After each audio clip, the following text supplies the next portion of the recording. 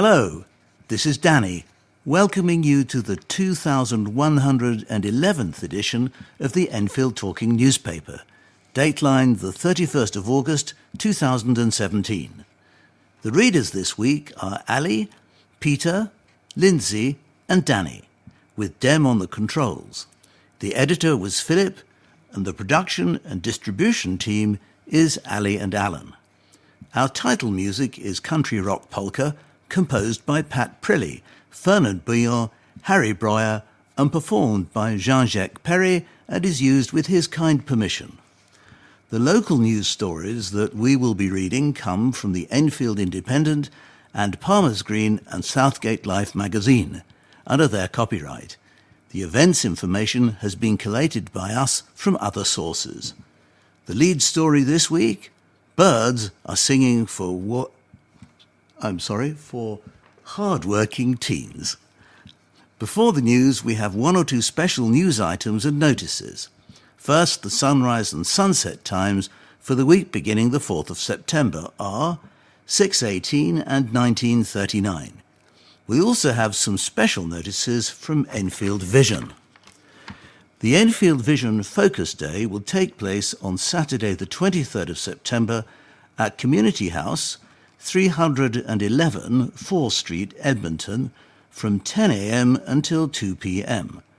The new Mayor of Enfield, Councillor Christine Hamilton, will be attending, along with Action for Blind People, Cobalt Systems, Computer Room Services, Dolphin Computer Access, Enhanced Vision Europe Limited, Enfield Carers Centre, Enfield Social Services, Enfield Talking Newspaper, Humanware, Middlesex Association for the Blind, Optelec, Orcam Technologies, Pamtrad, Professional Vision Services, Synaptic Limited, Sight and Sound Technology, Vision Aid Technologies and Vocal Eyes.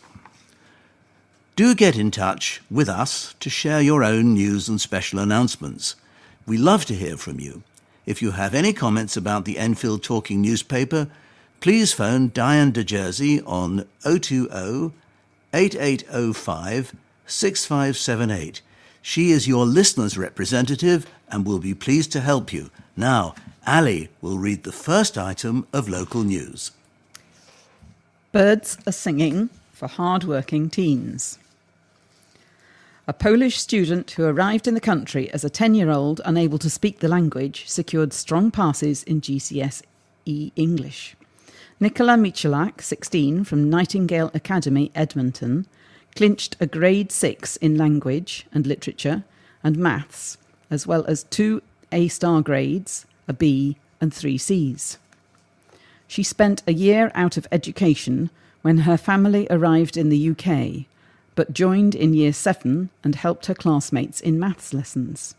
She said, "I was always the best in my class in Poland for maths, and so when I started at Nightingale, I was able to help my classmates.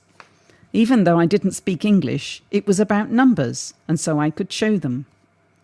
Nicola hailed her teachers, paying tribute to them for helping her learn the language. She said, "This school and its teachers are something special. They are so encouraging and have taught me English." Nicola, who hopes to study architecture at university, will stay on at Nightingale to study English literature and art.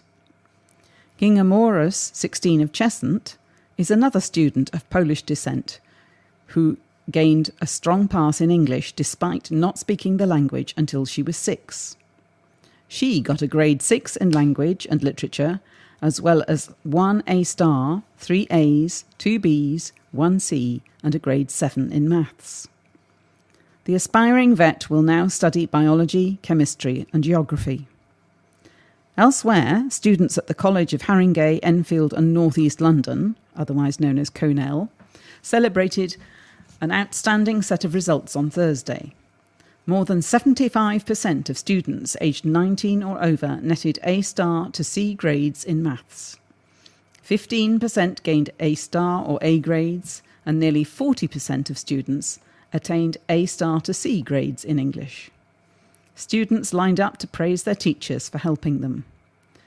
Timothy Owusu, 25, gained an A in maths and is returning to Cornell to do a postgraduate certificate in education. He said, "The first part of the exam was tough, but I found the rest quite straightforward. I wanted an A star, but I've got to be pleased with this." The teachers here were fantastic. They had so much time for us both, one-to-one and in the classroom. Shuit Teklerbehan, 22, got an A star in maths to go with her nursing degree from Eritrea. She said, "I wanted more than anything to make my teacher proud. I really admired him.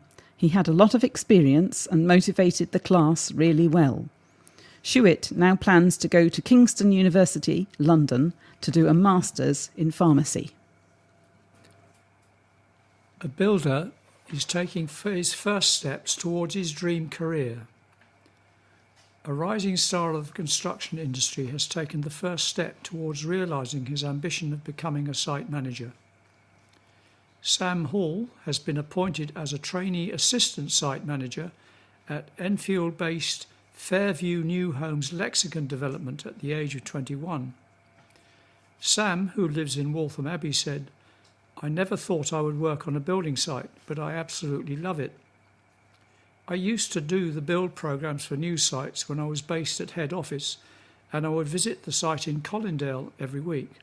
That gave me a real feel for what it's like to work on the site, and that's when I realised it was for me. The job is so varied and you learn something new every day. I do regular tours of the site to make sure everything is in order. I've done a lot of brick schedules recently, ensuring we have all the building materials we need, and I've also been updating the traffic management plans. What I enjoy the most is visualising the build programme and foreseeing the next steps." The development he looks after is in Gayton Road in Harrow on the Hill, and his bosses believe he has a bright future ahead of him. He has just finished the first year of his degree in construction management at Anglia Ruskin University in Chelmsford, achieving a first in his studies and receiving a prize for best personal performance in first-year building management. Sam has also been learning a lot from the other site managers and Fairview's construction area manager Stephen Brown, who will be overseeing the build programme at Lexicon. 2 nurses shortlisted for prestigious awards. 2 North Middlesex University Hospital nurses have been shortlisted for prestigious Nursing Times awards. Urology clinical nurse specialist Rosemary Dadswell and matron in the critical care unit Gillian Belfon-Johnson were nominated in the Nurse of the Year and Nurse Leader of the Year categories, respectively. Rosemary has worked for the hospital for 31 years. She said, "Many patients say that the urology suite is like an oasis in the hospital. It is friendly, welcoming and safe. They feel they can talk about their problems in confidence and feel secure. We pride ourselves in giving our patients the best experience by treating them with respect, compassion and a wide range of treatments." Gillian has been the matron in critical care for 3 years. During this time, she has introduced significant changes. She has focused on training and staff development, increasing skills and confidence. Recruitment has improved significantly, with the hospital's vacancy rate declining from 22% to 3%. Her awards citation states, "Gillian is an exceptional leader. Her commitment and drive to improve standards of care is outstanding. She is a forward-thinking leader who encourages staff by listening to and often implementing their ideas. She empowers and encourages staff to maximise their potential and is an exemplary role model for her team." The Nursing Times Awards winners will be named on November the 2nd. I'll remember this experience forever. Aspiring model overcomes disability. A model from Enfield has been named Mr. British Empire, despite being diagnosed with ADHD at the age of 7. Callum Wright, who excelled in the catwalk, talent and stage interview categories, says he now wants to use his title to help raise awareness and money for charities working with children who have learning difficulties and may struggle in mainstream education. He said, "The British Empire was a fantastic experience, especially as I was fortunate enough to walk away as the winner. The competition has opened so many doors for me in a matter of days after being crowned Mr. British Empire. I can use my long-awaited platform to help aid children with learning difficulties or special needs from around the world pursue their dreams." One company close to Callum's heart is New Directions in Enfield, where his mother Jeanette works as a care coordinator. Staff at New Directions support people with learning difficulties, challenging behaviour, mental health and acquired brain injuries live independently in the community. Mr. British Empire was the first pageant that Callum entered, and he is now working on plans to raise money to travel to Australia to speak about the effort it took to win the coveted crown. He added, "I would like to travel around the world over the next 12 months of holding the title Mr. British Empire to build my career as a model and actor. I'm ready to take the pageant and modelling game to the next level." It has been a very busy time for Callum and his super supportive mum, who has helped him realise his ambition.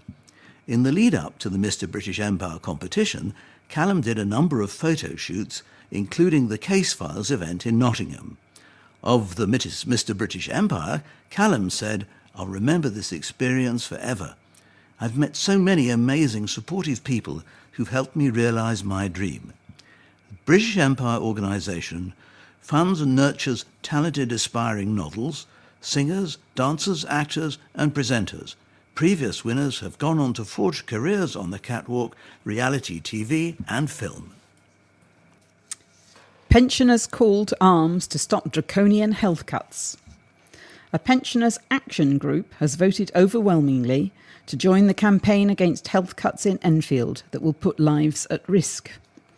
There was just one abstention at the Enfield Over 50s Forum gathering at Beaumont Care Home, Cannon Hill in Southgate, to proposals to resist changes the borough's NHS Clinical Commissioning Group, otherwise known as CCG, proposes. Dozens of forum members heard President Monty Meth say the NHS cost-cutting plans would put patients' lives at risk. Longer patient waiting times would lead to delays in GP referrals to hospital or a consultant, he argued. Mr. Meth also said those with ailments would have to prove the severity of their condition before treatment was given if the adherence to evidence-based medicine proposal is passed. During his presentation, Mr. Meth said, "We are challenging a draconian attempt by the CCG to make savings at the expense of medical treatment, predominantly for older people. It is a campaign we have to win. We part company with the CCG on the introduction of the misleading, if not dishonest, concept of adherence to evidence-based medicine, as though it is something new.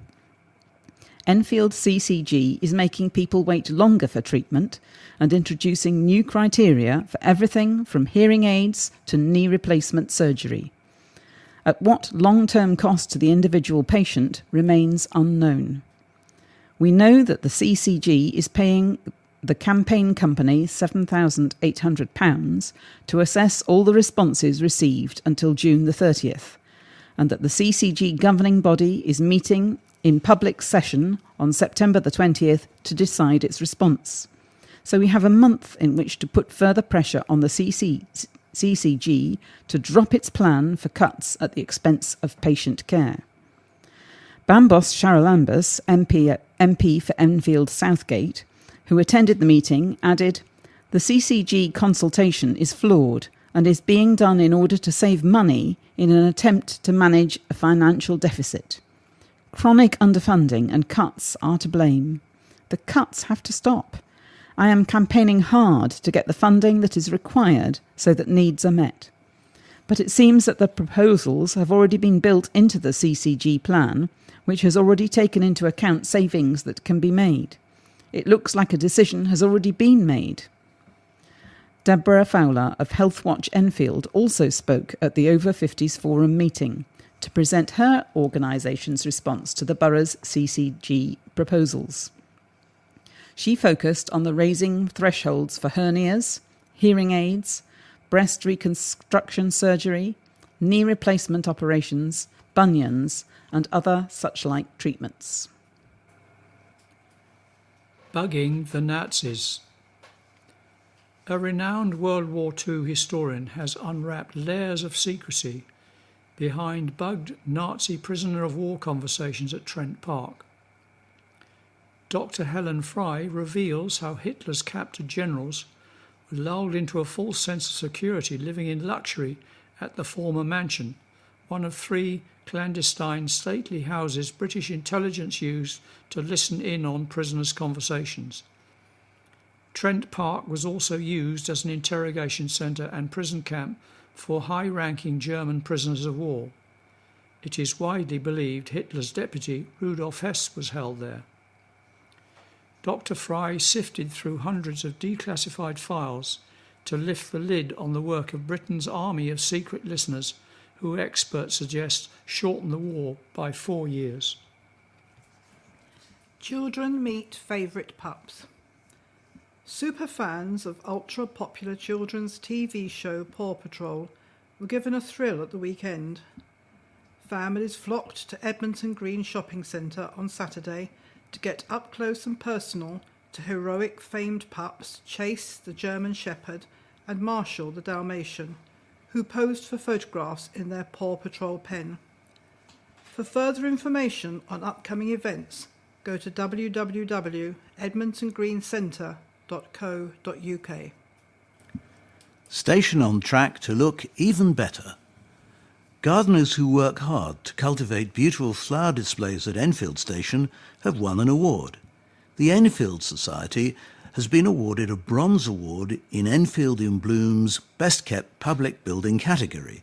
The volunteers also grow strawberries that they then donate to a local coffee shop. Station manager Duncan Primrose said, "I'm so pleased for the Enfield Society.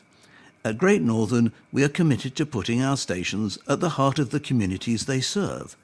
Station partnerships see groups adopt their local station to work with us and help improve the location for the benefit of all. The Enfield Society is not content to rest on its laurels, having just installed new planters at the station this week." Society Chairman Dave Cockle said, "Thanks to the support of our members and people from Great Northern, especially their local maintenance team, we now have 4 new planters on the platforms. The company has also given us £240 for the soil and plants, so in a few weeks' time the station should look even better." Call goes out for more specials to join Beat. Special constables who work to help reduce crime and make residents feel safe are in demand in Enfield. Special constables volunteer at least 16 hours a month, around 200 hours annually, and wear the same uniform and carry the same powers and responsibilities as regular officers. Responsibilities include responding to 999 calls, foot and vehicle patrols, house-to-house inquiries, and securing public safety and security. Enfield Council's Cabinet Member for Community and Public Health, Councillor Crystal Fonyonga, said, "Special constables form an incredibly important part of Enfield's policing team. If you can spare some time to be trained in one of the most varied and fascinating volunteer roles around, please get in contact. We are all aware of the pressure on the Metropolitan Police, particularly in light of the recent tragic events in London. That is why the Council wrote to the government last month, urging for an increase in the number of police officers allocated to Enfield. Meanwhile, we are grateful every day for the hard work of all our police officers, the Council's estates team and special constables who are striving to keep our streets safe and welcoming as part of our drive to build strong communities throughout the borough." Councillor Fonyonga met 3-year volunteer Special Constable Riley Falco, 27, who carries out his volunteer role alongside his full-time job as an ambulance technician for St John's Ambulance. Special Constable Riley said, "Lots of people join the police for different reasons. I joined to make other people feel safer. Walking the beat is one of my favourite things to do. A network will provide heating for decades. A new heating network servicing thousands of homes and businesses is becoming a reality in Enfield. London's £85 million district heating infrastructure will supply nearly 30,000 homes and businesses, including the £6 billion Meridian water development. Vital Energy is delivering the system on behalf of Enfield council-owned energy company Energetic. The company's regional director, Rob Callaghan, said, "We are very excited to be working on a project of this magnitude in London. We look forward to changing the perception of district heating and showcasing the benefits that energy networks can bring to a local community."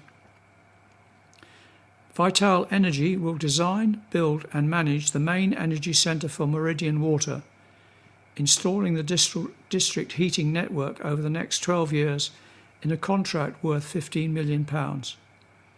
The heating network will interconnect with existing networks at Arnos Grove and Ponders End. Jane Clare, Energetic's Manager Director, added, "The work that we will undertake delivers the strategic infrastructure that will help to secure Enfield's energy needs for decades to come. Implementing our specification to the standard we expect challenges the norm of district heating practices. Enfield Council is committed to reducing carbon emissions by 40% by 2020. Homes connected to the Energetic network will have up to 80% less carbon footprint than those with conventional heating." A council spokesman said, "Enfield's aspirations for future regeneration are grounded in the scheme.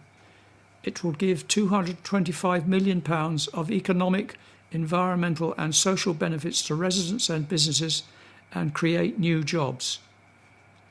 The Vital Energy and Energetic partnership will provide low-cost, low-carbon, reliable heating for residents. The first customers are due to be connected to the scheme later this year," added the spokesman. Game on for futuristic football pitch. Sports lovers will be able to play on a world-class artificial pitch after a new surface is installed at Enfield playing fields. Enfield Council is using a £522,000 grant from Charity Football Foundation to build a futuristic third-generation 3G surface at the site, which is home to Enfield Town Football Club and Ignatian's Rugby Football Club. The enclosed floodlit pitch will provide access to changing facilities, a cafe and other amenities at the nearby Queen Elizabeth II Stadium. Third-generation 3G playing surfaces are synthetic grass football pitches that mimic experiences gained on playing on grass. The new site is part of the Council's growth, sustainability and building strong communities agenda, and residents will be able to book the new facility. Councillor Daniel Anderson, Enfield Council's Cabinet Member for Environment, said, "Good quality facilities are vital in encouraging people to actively participate in sport. The 3G artificial grass pitch will enable the community to use this facility all year round. It will add to the enjoyment of playing grassroots sport and showcase Enfield playing fields, which is already much loved and well used by the community." The football club is also working with the council on a plan to increase youth, women's and disability participation in football. Club chairman Paul Reed said, "We are incredibly excited to be having this facility on our doorstep. Our aim is to increase accessibility to football and help make it a sport for all, and this project fits perfectly with our vision. Work is scheduled to be finished at the end of October." NHS Enfield Clinical Commissioning Group, the CCG, invites you to its governing body meeting to be held in public on the 20th September 2017 between 12:30 p.m. and 2:30 p.m. at the Committee Room, Holbrook House, Cockfosters Road, Barnet, EN4ODR. Copies of the agenda and meeting papers will be available on the website at www.enfieldccg.nhs.uk from the 13th of September, and paper copies from the executive team via reception at Holbrook House, Cockfosters Road, Barnet, EN4ODR from the 14th of September. Questions about agenda items must be submitted by 12 noon on the 18th of September to enfccg.secretariat@nhs.net and will be taken at the meeting. For further information, please call 0203 688 2867 or email enfccg.secretariat@nhs.net. And you are invited to attend the annual general meeting of the NHS Enfield Clinical Commissioning Group, the CCG, on Wednesday the 27th September 2017 between 1:30 and 2:30 p.m. at the Dugdale Centre, Thomas Hardy House, 39 London Road, EN2 6DS.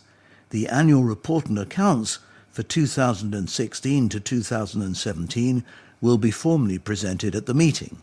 Refreshments will be available from 1:15 p.m.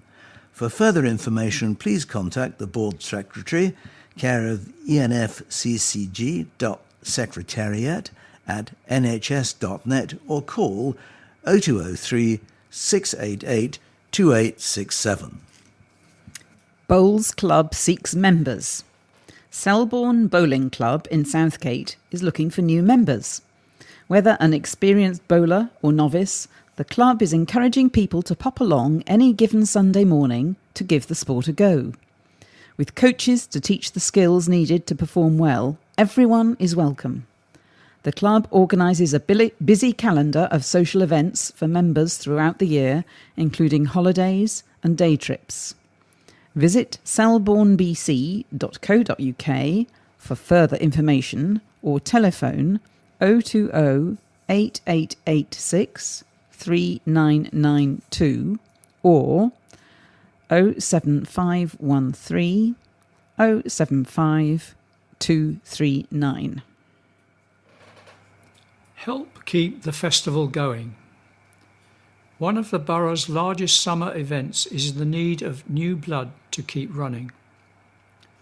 It will be 10 years on Sunday the 3rd of September since Palmer's Green Festival organiser Phillip first led his team in transforming Broomfield Park into a day of community celebration. Over the years, Phillip has managed to overcome obstacles ranging from the theft of festival assets to a shortage of tomato ketchup for hot dogs to keep the festival going. But today, his biggest challenge is fast becoming financial. He said, "The festival has continued to grow, but the idea has always been to celebrate our community, and so as not to exclude anyone, we insist the event is free." That was never easy, and with thousands of people attending each year, the festival's costs are now into 5 figures. What we really need now is more pair of hands, and ideally younger than me hands, to get involved. That and a sponsor or two with deep pockets. We know it works. We now want to make sure it continues to work for the next decade, with the community and its business benefiting as much as possible. Supporter Nick Charalumbus, who works for main sponsors Winkworth Estate Agents and has donated thousands of pounds to keep the festival going and free to everyone, said, "Where else can you turn up and spend time with world champion dancers, listen to live music, chill out, meet friends and neighbours, enjoy street food and all the rest? I've been happy to help." The second Palmer's Green Art Festival has been incorporated into Sunday's festival, at which Enfield Talking newspapers will also have a stall. Run by Alderman Hill's Starfish and Coffee Shop, 35 well-known and lesser-known artists will exhibit their work. Further highlights include music, dance, a fun fair, food, drink, art and craft stalls, local history conservation groups, community groups, charities, political parties, and a dog show with prizes including prettiest bitch and dog with the waggiest tail.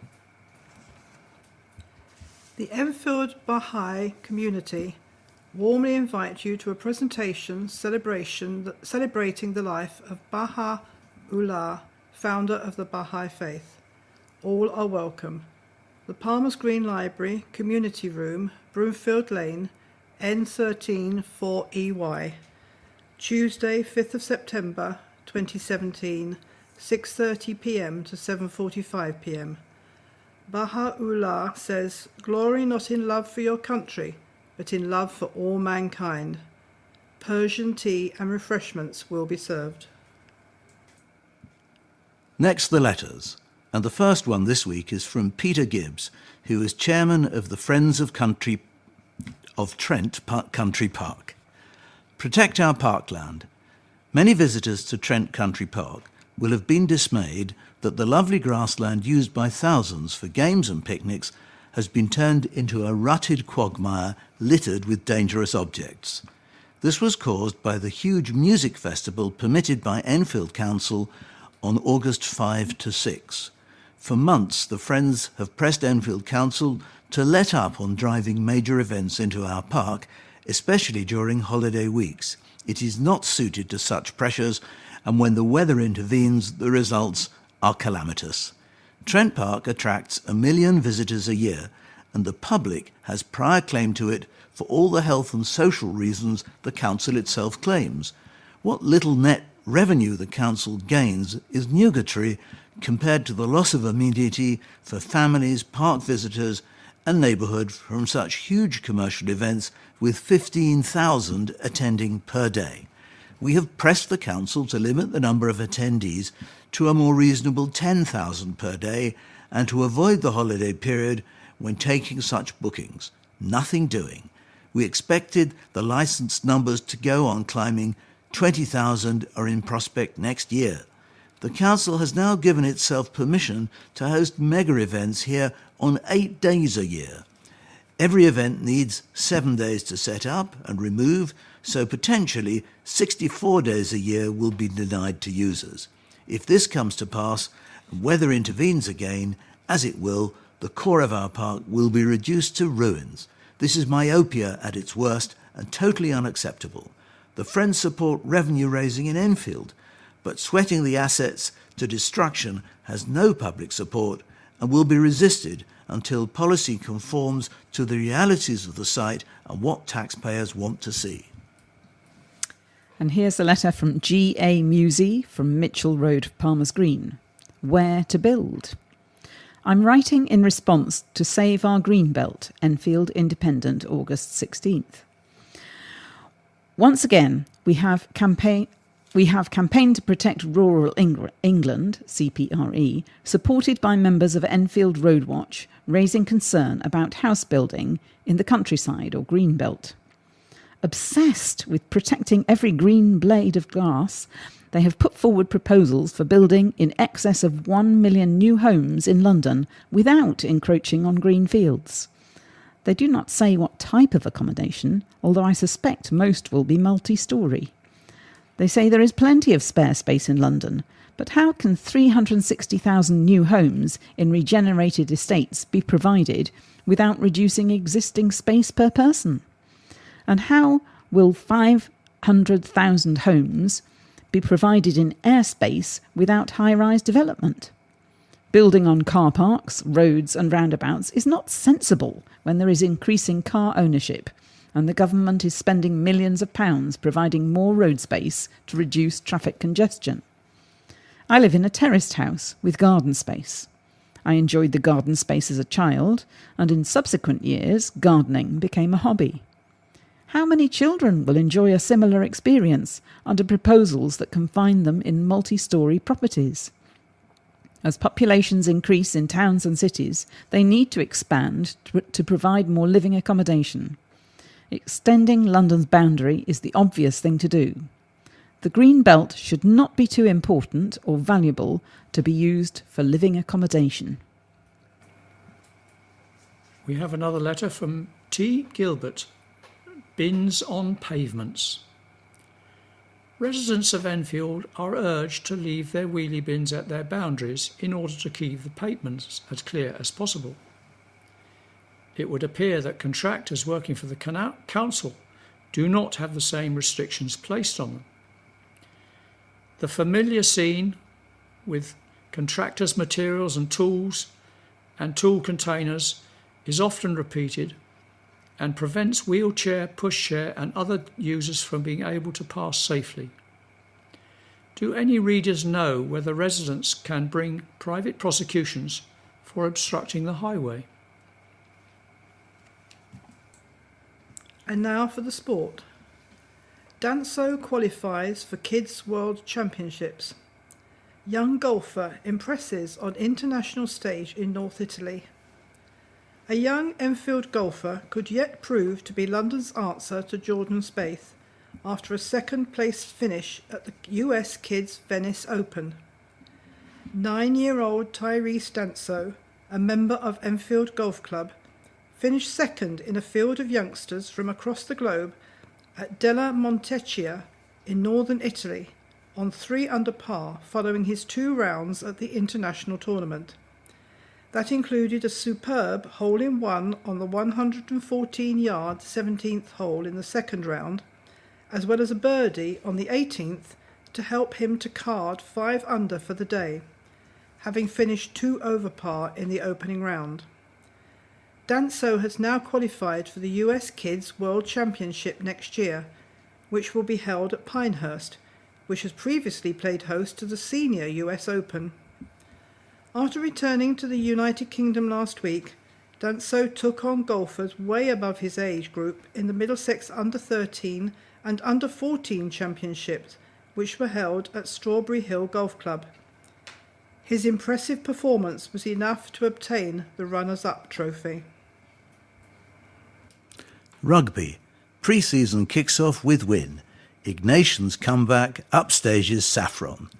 Enfield Ignatians began their pre-season with an upset of Saffron Walden at Donkey Lane.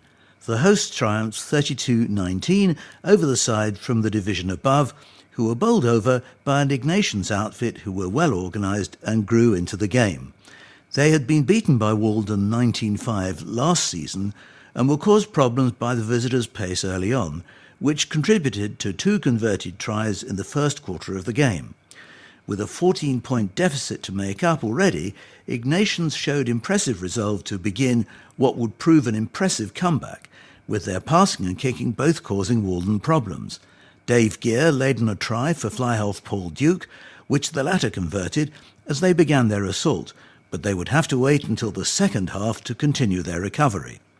The second half was all about the hosts. They levelled through a try instigated by the pack before scrum half Jordan Wilson raced forwards to score. A chip forwards from Ryan Brown sparked the third score of the afternoon from the hosts and was finished off by the supporting Gear on the hour mark to put Enfield in front for the first time in the match. And they cemented the turnaround minutes later when Charlie Hoy foisted his way from close range over the line, a score they would need after Walden added a third try of his own. The dying moments would belong to the hosts, as a penalty from Jack Bates and a pushover score from Josh Webb put them 13 points in front and on their way to victory. Bates said, "It was a superb performance and it was great to be able to translate what we have been doing in pre-season training to the pitch.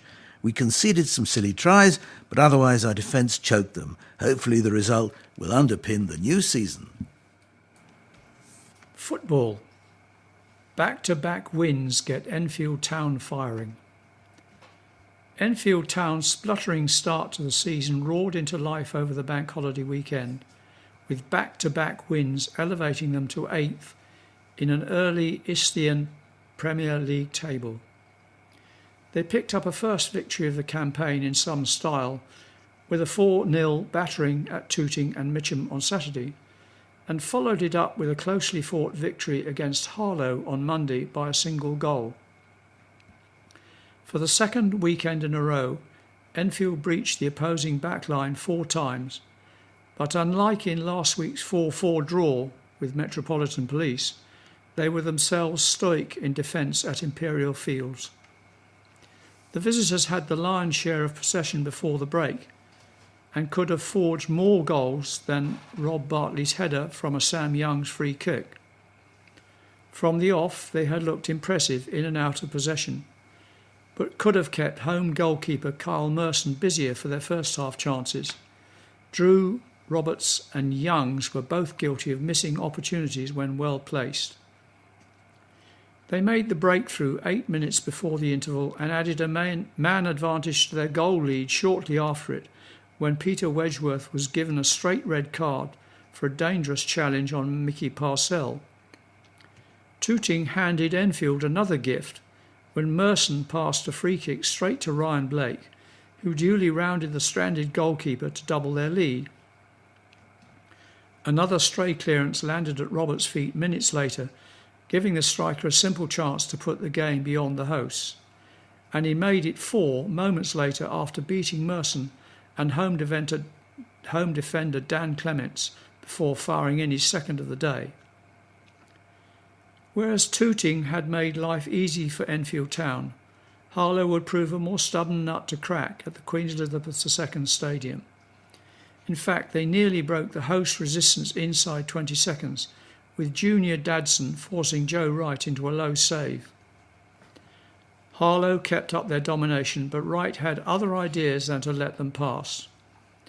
Instead, it was Enfield Town who would strike first, when Aaron Green's free kick was turned in by Harlow's James Shepherd, with Lady Luck still smiling on Enfield. Dadson responded with an effort which smacked the post, although Roberts' piledriver did likewise shortly before half-time. Green and Blake came close to doubling the lead after the break, but they held on for a narrow win. Enfield host Harrow Borough in the first qualifying round of the FA Cup on Saturday.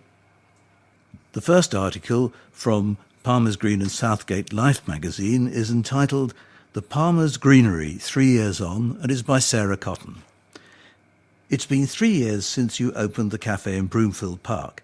How do you feel the greenery has added to our community? Aside from being a much-needed park facility, the greenery has brought a village feel to Palmer's Green and different people together. Volunteer Catherine says, I find that people generally come to us with a friendly smile and an enthusiasm support our efforts. Some like a chat, while others come to enjoy the peace and quiet.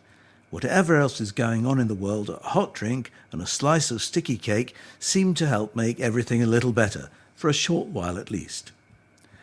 What are the challenges of coordinating a voluntary project such as this? Juggling family work and life in general with both the expected and unexpected that the greenery throws at us.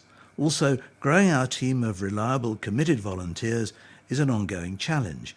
We need 12 volunteers every week to cover 6 shifts to stay as we are. That is a big ask of a core team of 40. We are constantly looking for more people to join the team to reduce the pressure on existing volunteers and allow us to open for longer during the summer months. Without everyone giving their time and skills for free, we couldn't put money into the park, which is also central to the project. You always have a great range of freshly baked cakes. Who are your suppliers? We get such great feedback from customers about our bakes, which is a source of great pride for us all. All of our bakes are homemade by local papers who are unbelievably committed. If someone is looking to volunteer, what can they expect and how are they supported? We try very hard to support everyone who expresses an interest in doing shifts, with at least 2 shadow shifts with experienced volunteers. On these shifts, a new volunteer will be shown how things are done, and we explain the ethos behind the project. It isn't just about serving tea and coffee. In the Garden with Paul Knight. This is another article from the Palmer's Green and Southgate Life magazine. The Secret Garden. That notion of secrecy, mystery and enclosure is still, for me, a vital ingredient of my ideal garden. In larger gardens, it is relatively easy to create an air of intrigue, with curving paths leading off at angles or diving behind hedges to emerge at a secret summer house, shaded seat or secluded glade of trees. But even a smaller space can have a quiet corner tucked away, somewhere to sit with a glass of wine on a summer's evening, or a scented enclosure filled with flowers. The key is not to give away all your garden's secrets at first glance. Gardens that are instantly readable can easily become boring, while the suggestion of something hidden invites exploration.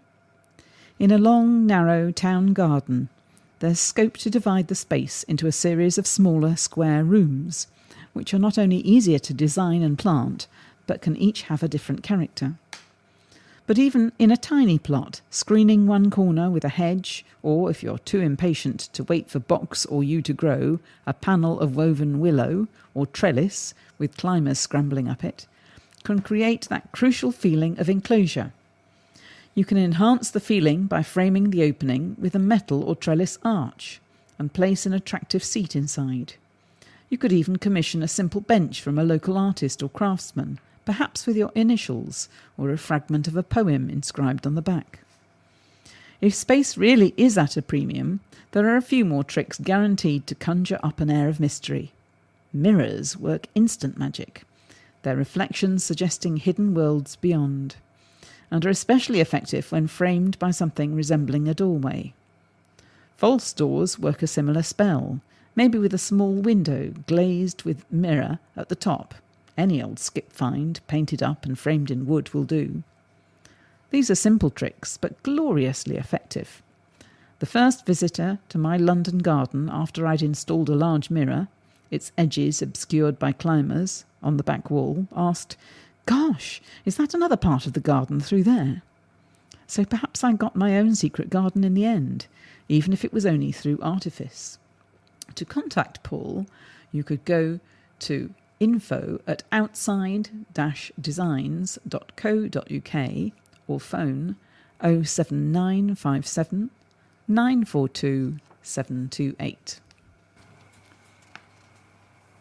Here's another article from Palmer's Green and Southgate Life magazine. Past Times, James Henry Lee Hunt, by Joe Studman, who is a local historian. The next time you walk down Southgate High Street, have a look between numbers 41 and 43 and discover a blue plaque erected by Southgate District Civic Trust to commemorate the birthplace of James Henry Lee Hunt. Hunt's grandfather claimed descendants from royalists who fled to Barbados after the Civil War.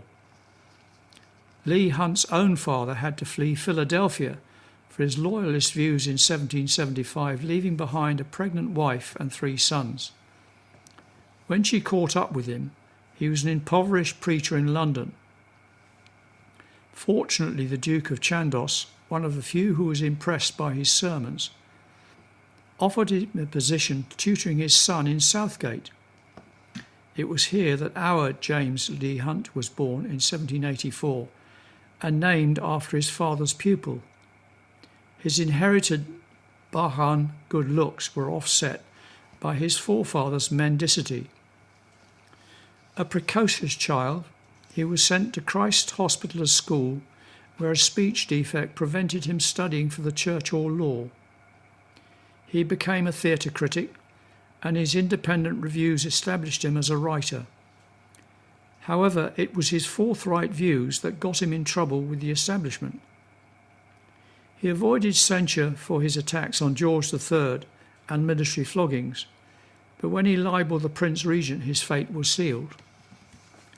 The press had referred to the future George IV as an Adonis of loveliness, but Hunt called him corpulent gentleman of 50, a violator of his word, a despiser of domestic ties, the companion of gamblers and demi-reps. Refusing to make a public apology, Hunt landed in jail for 2 years. Prison increased his veneration, however, and he received letters from Shelley and visits from Charles Lamb. He was given a hero's welcome on his release, and Keats dedicated a poem to the event. Hunt was now in his element, mixing with London literati and becoming intimate with both Shelley and Keats. When Shelley moved to Italy in 1818, he invited Hunt to join him there to edit a magazine with Byron. Hunt's perennial poverty delayed his departure for 3 years. He finally embarked from Blackwall in November 1821 with his wife Marianne, 5 offspring and their pet goat, all crammed into a small cabin. Unfortunately, after departure, a storm blew up and the Hunts were dashed from one side of their cabin to the other. After 5 days, they saw dry land and pulled into the haven of Ramsgate. They finally met Shelley on July the 1st, 1822, 7 months after setting out. They fell into each other's arms, but tragedy struck, and Shelley was drowned within weeks of their reunion. Hunt was left relying on the parsimonious Byron, who had no affection for Hunt or his dysfunctional family. Byron decamped to Greece, where he died in 1824, and Hunt was forced to return to London in 1825, where he repaid Byron by penning a less than flattering biography of the poet.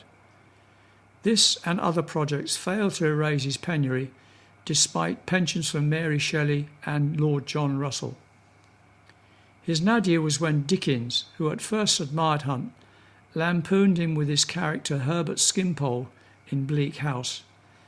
Despite Dickens's protestations, everyone recognised the source of the character.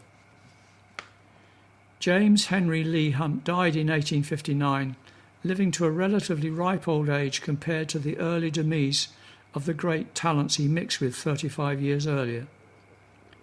He generated conflicting opinions amongst his contemporaries who revered his company, but as Thomas Carlyle said, Hunt was to be used with discretion.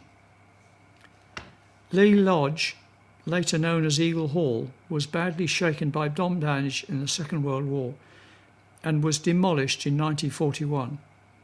The road adjacent to the Southgate fire station now bears his name, Leigh Hunt Drive. Our 4th article from Palmer's Green and Southgate Life magazine. Should I repair or replace my fence? By Mick Lawton, your local Palmer's Green DIY doctor. Mick is a specialist painter, decorator and carpenter with a building and property maintenance company based in Palmer's Green. Questioning whether to repair or replace your fence? Many homeowners start out by weighing the costs. Repainting or repairing a fence is cheaper and easier than an all-out replacement, at least in the short term. Sometimes replacing your fence is the better choice. Wooden fence problems with easy repairs. As a natural material, wood can be a little more damage-prone than synthetic materials. The elements can take their toll, and insects, moisture, footballs, and other environmental factors may affect your wood fence. Signs your fence needs repair include discoloration, warping, or splintering. If you notice these things, you should carefully inspect your fence to determine the cause of damage and if you can mitigate it. To repair your wood fence, you can patch small holes and cracks with wood filler or putty. For warping or more severe damage, it's best to replace the affected boards completely. The downside of both of these repairs is that they will be visible at least for a while.